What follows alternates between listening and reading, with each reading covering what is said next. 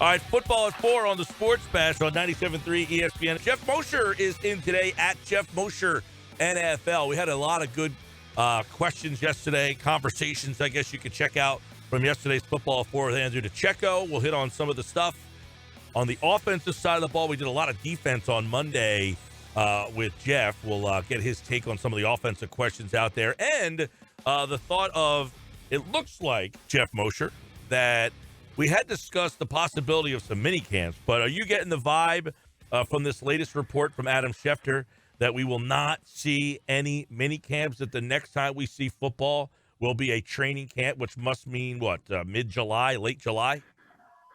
I'm just getting more than that vibe, Mike. I know you asked me about it last week. I think it was last week or the week before when Pennsylvania started another phase of reopening and sports were allowed to come back. And you asked me if I was optimistic. I said I was not sensing any vibe or getting anything that, even with the reopenings, that anything was going to happen with the Eagles at least. And I can confidently tell you today, and I've been a little busy today, so my apologies. I've not even seen the Adam Schefter report, but I can tell you that there's no chance, from what I'm told, that there will be Eagles players or coaches in the NovaCare complex in the month of June. No matter what federal or state guidelines say, the NovaCare complex will remain closed. You will not have rookies coming in. You won't have I know some people were hoping for maybe that last week of June that they could make up for some time lost by squeezing a mini camp in there if things were reopened. But Jeffrey Lurie is very serious about the coronavirus and, it's the ramifications of trying to put everybody back together so quickly. You're talking about, over 70 players and a bunch of coaches and front office and things that's just not going to happen. So you have to look forward to July now, training camp, see what goes on with there. And I'll even take it a step further. Normally training camp, when it starts, you usually have everybody there. Obviously all the players are there, the coaches are there, a lot of the scouts and front office are there yet because they haven't been deployed for the college football season, the business side. I think there's going to be limitations to some of the ancillary people I mentioned for when training camp starts. And I think from what I'm hearing, there's going to be a lot of precaution taken on who's, when people show up and it's time to report, if everything starts on time, on testing and things like that. There's going to be testing, and there may even have to be quarantining, showing up early and quarantining before the start of camp.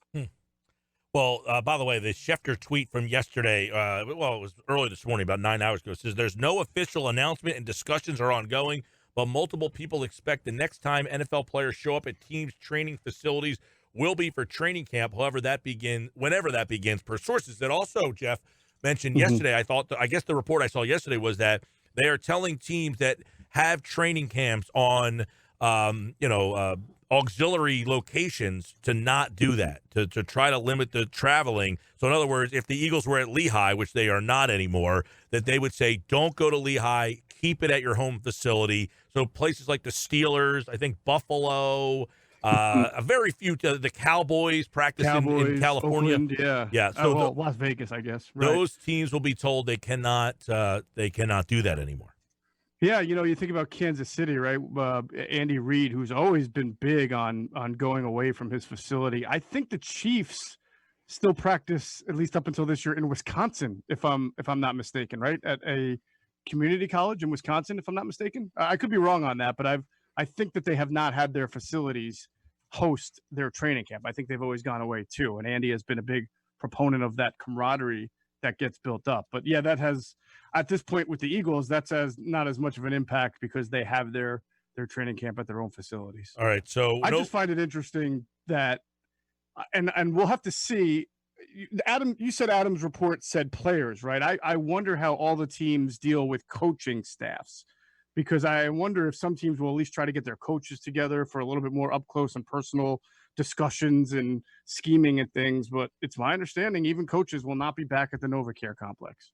How much has that changed? We were kind of excited to see some of the younger, but that now maybe re-change our thoughts on what kind of impact these guys can make. Well, I mean, we've been talking about it a lot, and I think it really doesn't change the fact that it's theoretically going to be a difficult year for rookies, quarterbacks who are working with new head coaches that are working, for the first year with a new team, like say Joe Judge with the Giants, and several others, Matt Rule. Again, teams that are, Joe Burrow for the Cincinnati Bengals, #1 overall pick. It's going to be difficult. They're missing out on a whole lot of time that you would normally have throughout the spring. And let's face it, you get to training camp, the ability to at least process what you've taken in spring. When training camp starts, there's no like kind of catching up by the coach. You don't get as much individual coaching attention when you're a rookie or a newcomer, because their job at that point is to get you ready for the season. 4 or 5 weeks is not a lot of time. They've got a bunch of preseason games to prepare for. They start scheming a little bit for division opponents once you're starting to get past week 2 or week 3. But you obviously have to treat training camp differently this year. You have to do a lot more coaching and instruction and scheme implementation with your rookies and your newcomers than you normally would. So I don't think you could just hit the ground running and say, all right, first practice, let's get ready, let's go full speed. And then, what is it? Usually the fourth practice is when you get into pads and have that big time, hard hitting first practice of the year, which really isn't that hard anymore, but you get the point. I don't even know if they can get into that part of the workouts that quickly. Right. And you wonder, do you compensate by giving your younger players and rookie players more reps to get them more looks, because you already kind of know what your veterans are going to do? The problem, I guess, is you have a lot of veterans who haven't been here before that you're trying to work in, especially in your secondary. Yeah, you're right. You have some veterans you're trying to work in, but also you have some guys that are, take like DeSean Jackson and Malik Jackson, for example. You want them to be ready for the season. You start probably treating those guys the way the team has been treating Jason Peters for the last 2 years, which, normally not everybody gets the Jason Peters treatment, even if they're 30 or 31. But some of those guys probably will get it, especially those who have been on the team for more than a year. They know the playbook. They kind of know what they're doing. You're right. You got to get the ball. You got to get Jalen Reagor out there in practice. Get the ball in his hands. Get him comfortable with Carson Wentz. And you can't necessarily have DeSean Jackson taking as many reps as he normally would take away from anybody else. Now, the other thing is, Mike, you got to hope that these guys you're relying on stay healthy, because if any of these rookies, whether it's Jalen Reagor or Hurts, have to miss 2 or 3 weeks with a quad or a hammy or anything, that's going to be even more of a setback than it would have been in years past. How big do you think Doug's advantage is in this division with all the other new coaches? Like, do you think it's the difference in winning the division or not? Or do you think someone like Mike McCarthy in Dallas has the full season to kind of make up for whatever is lost throughout these training camps? Hunter, I think the Eagles have a huge advantage over everybody else in the division. Certainly the Giants and Washington, because those were 2 teams that are really trying to build up, but they both have new coaches. They both have second-year quarterbacks who now have to learn an entirely new offense, right? And they haven't had that quote-unquote grass time. So just what we talked about, those are teams that are going to be behind the 8 ball because of just the newness. And all the other team, Dallas, is also on a new coaching staff. But it has been told to me that one saving grace for Dallas is that of all the coaching turnover that they had, they retained their offensive coordinator, Kellen. I can't think of his last. Is it Kellen Moore? Yes. Yeah, Kellen Moore. Kellen Moore, right. I always get this confused for some reason. So that's a big, big plus for Dallas, because even though they have a new head coach, people think that the offense with Kellen calling the shots is going to pretty be similar to what it was last year. And obviously Dak and Amari Cooper and Ezekiel Elliott will be comfortable with that. Had Mike McCarthy overhauled his staff and gotten a new offensive coordinator, then I think you would be able to put Dallas in the same boat as Washington and New York. Yeah, maybe more talent, but total newness and not a lot of time to acclimate. Yeah, no, we had hit on the Eagles also, but the Eagles also have a lot of new offensive minds on the coaching side. They have, we asked Andrew about this yesterday. I mean, you've got Miles Sanders, DeSean Jackson, Jalen Reagor, Zach Ertz, Dallas Goedert, J.J. Arcega-Whiteside that you're hoping takes a big jump this year. Boston, like trying to implement, not to mention Jalen Hurts. You want to try to give him a role. How do you implement all these guys? And you have a lot of new offensive minds in that room. Yeah, the good thing for the Eagle, you're right, Mike. The good thing for them compared to say the other teams is that those guys that they brought in on offense are ideas guys. I mean, they're not all position coaches. Marty's not a position coach; he's more like a consultant. Scangarello, an ideas guy. Same thing with Briner. It's not like they have people on the offense have to learn an entirely new playbook. Those guys were meant to take what's already in place, which is Doug's offense, and add some wrinkles. But you are correct that some of those wrinkles will be slower to add into the offense because of the missed time. Defense is pretty interesting. It's the same defense and the same defensive coordinator, but you do have a new position coach coaching the cornerbacks and a new position coach with the D line who's never coached the D line before. So that is a little bit of a challenge for the team. Do you think that it's possible with all these new voices that they could almost try and be too creative or try and get too pretty and cute with some ideas that might totally backfire? What do you think the answer to that one is, Hunter? Absolutely. Of course. Look, I'm no knock on Doug. He's obviously been a very successful head coach, but we know that Doug likes to be aggressive, and this goes back to Andy. Andy would try things.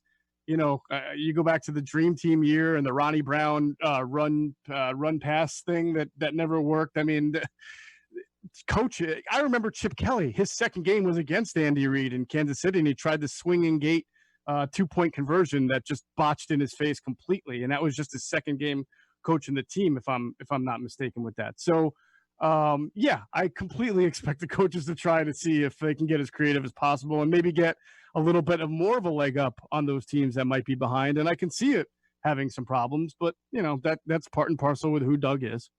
I want to get your take on it. We talked to Andrew about this yesterday, but I'm really interested in what you think Boston Scott's role in this offense will be, because we keep hearing the speculation about a veteran running back, which I think most people at this point, I mean, we'll see if it ends up happening. But as Adam wrote at Ask ITB, he thought Sanders would get 15 to 18 touches. A veteran running back would get, between 5 to 8 touches. And then Boston Scott, 3 to 5 touches per game. How do you see Boston Scott's role?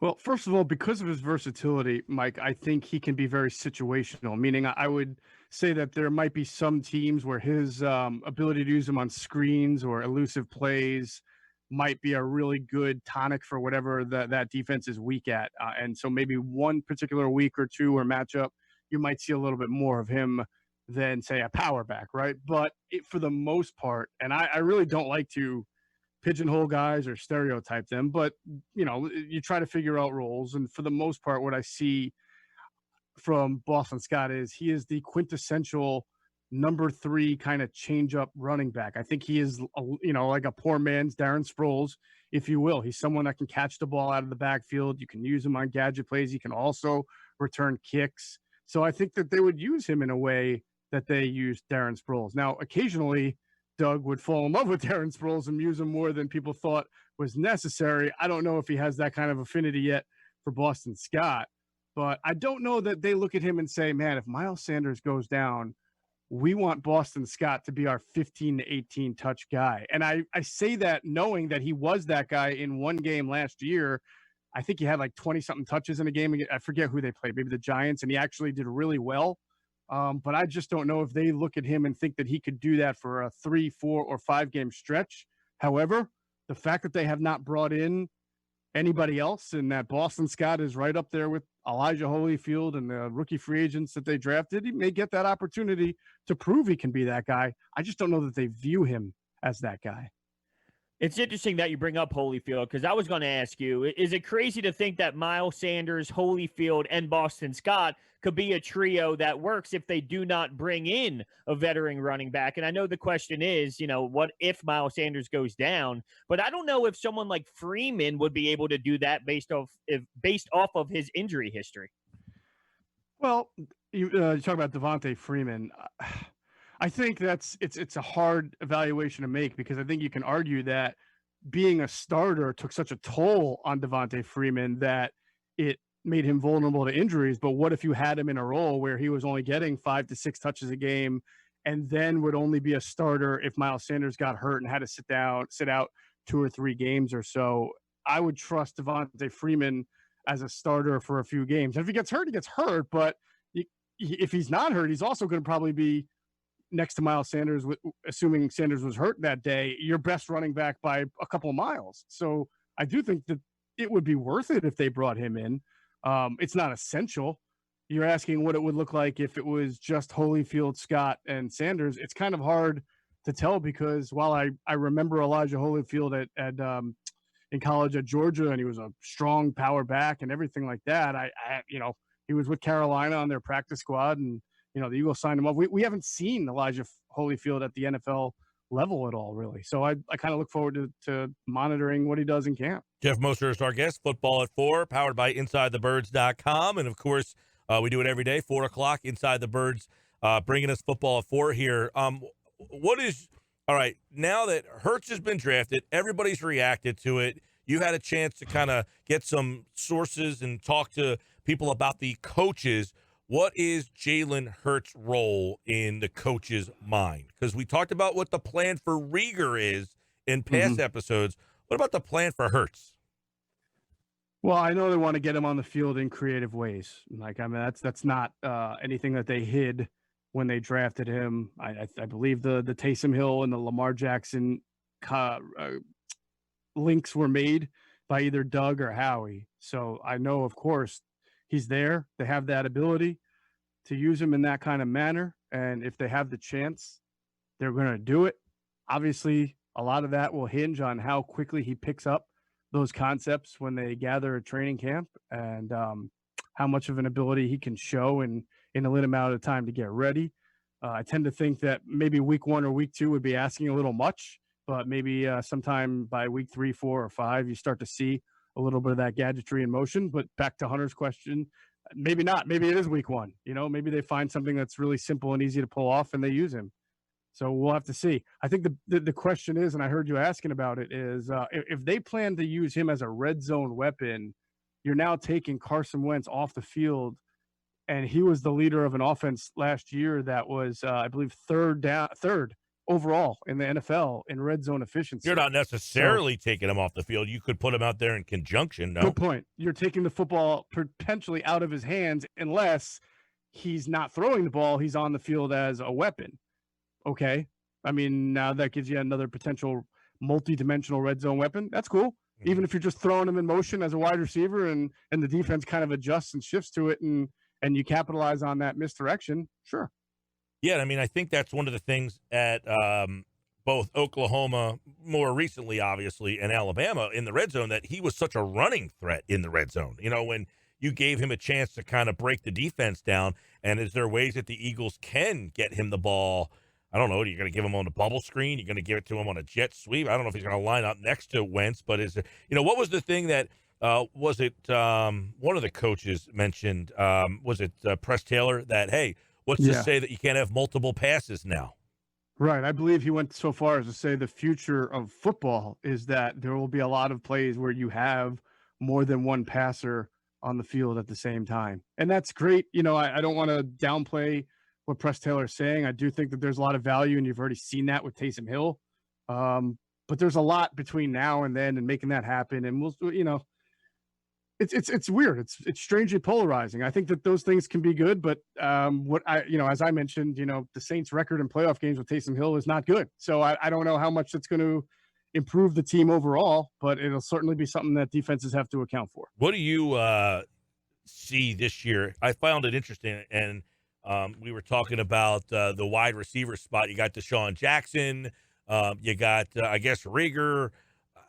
Like J.J. Arcega-Whiteside, do you have a lot of anticipation on how they're going to utilize him and him making a jump here in this second year? Because I'm looking around as we keep talking about all these different guys of trying to figure out ways to get them the ball. Okay, if I'm supposed to be excited about J.J. Arcega-Whiteside taking a big jump, I don't even know how they get him the damn ball.